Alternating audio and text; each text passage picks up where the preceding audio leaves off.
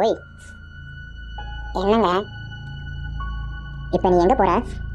சாக போகிறேன். இரு, நானும் வரேன். இப்போ எதுக்கு நீங்களும் வரீங்க? உன் மேலே எனக்கு நம்பிக்கை இல்லை. இப்படிதான் ஒவ்வொரு தடவையும் சொல்கிற, ஆனால் சாக மாட்டேங்கிறேன்.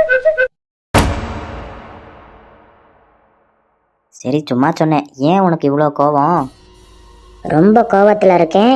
என்கிட்ட எதுவும் பேசாதீங்க. சரிடி பட்டுக்குட்டி, என்னாச்சுன்னு சொல்லு. கல்யாணத்துக்கு முன்னாடி ஹோட்டல், பீச்சு, சினிமான்னு கூட்டிகிட்டு போனீங்க. ஆனால் கல்யாணம் ஆனதுக்கப்புறம் எங்கேயுமே கூப்பிட்டு போகிறதில்ல. எலெக்ஷன் முடிஞ்சிட்டா யாராச்சும் பிரச்சாரத்துக்கு போவாங்களா? ஏங்க, உங்கள்கிட்ட ஒன்று கேட்கட்டா? கேளு, ஆனால் கேட்குற விதத்தில் கேளு. பிரச்சனையா கேட்காத, பிரச்சனை பண்ணுற மாதிரி கேட்காத. ஏங்க, என்னை பொண்ணு பார்க்க வந்தீங்கல்ல, அப்போ நான் என்ன கலர் புடவை கட்டியிருந்தேன்னு உங்களுக்கு ஞாபகம் இருக்கா? ஞாபகம் இல்லடி. தெரியும். என் மேலே உங்களுக்கு கொஞ்சம் கூட அக்கறை இல்லை. அதனால தான் எது கேட்டாலும் தெரிலன்றீங்க.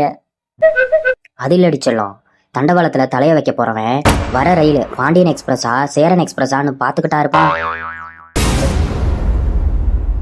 மேடம், டைம் என்னாச்சு? இப்ப தெரிஞ்சு என்ன பண்ண போற? நீங்க வர நேரம் எனக்கு தெரியல. கரெக்டான டைம் சொன்னீங்கன்னா அதுக்கேற்ற மாதிரி நான் ஃபாலோ பண்ணிக்குவேன்ல.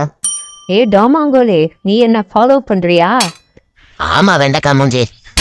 ஏய், இதெல்லாம் எனக்கு பிடிக்காது. என்ன ஃபாலோ பண்றது நிறுத்திடு.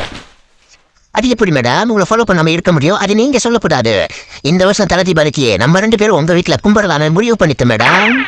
தலை தீபாவளி கொண்டாடி எனக்கு 2 வருஷம் ஆச்சு. என் புருஷனுக்கு தெரிஞ்சிச்சுன்னா உனக்கு தவசம் கொண்டாடுவாரு. பரவாயில்லையா? என்னது, கல்யாணம் ஆகி 2 வருஷம் ஆச்சா? அடி கலெக்ட் நாயே, இது தெரியாம அவன் பின்னாடி நான் ஃபாலோ பண்ணிக்கிட்டு இருக்கேன். ஆமாடா அல்சர் மண்டையா.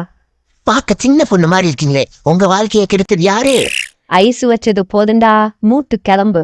என் புருஷன் வர நேரம் ஆச்சு. Hello, excuse me madam, time என்னாச்சு? அட சண்டால பாவி, இதே போல பார்த்தா அலையிறியா? சார், மேடம் வீடியோவை பார்த்துட்டு போறீங்க. லைக்கு சப்ஸ்கிரைபர் பண்ணிட்டு போனால் தானே எங்களுக்கு கொஞ்சம் மோட்டிவேஷனாக இருக்கும். மறக்காமல் சப்ஸ்கிரைப், லைக், ஷேர் பண்ணிட்டு போங்க. அப்போ தான் கொஞ்சம் எங்களுக்கு ஆறுதலாக இருக்கும்.